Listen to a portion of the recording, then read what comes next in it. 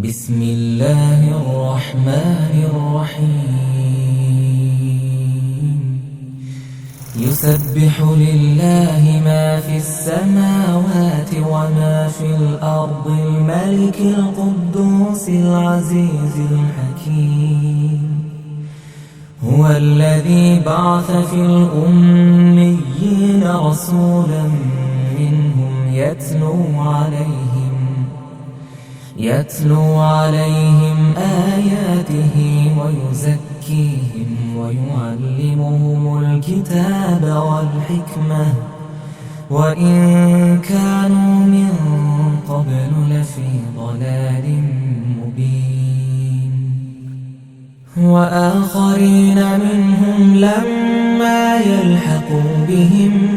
وهو العزيز الحكيم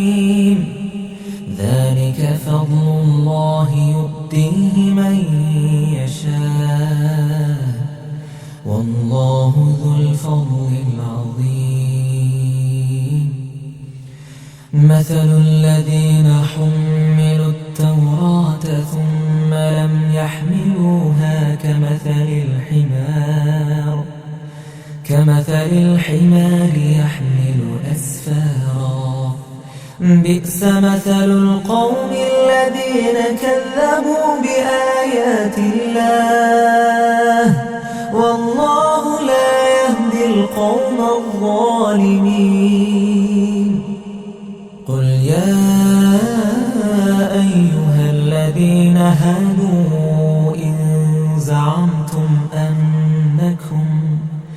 أنكم أولياء لله من دون الناس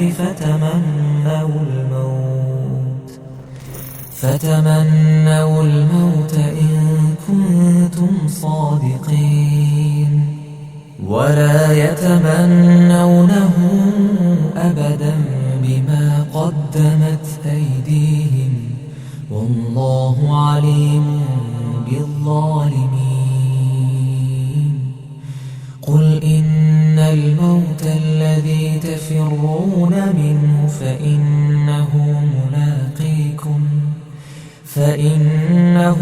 ملاقيكم ثم تردون إلى عالم الغيب والشهادة فينبئكم بما كنتم تعملون يا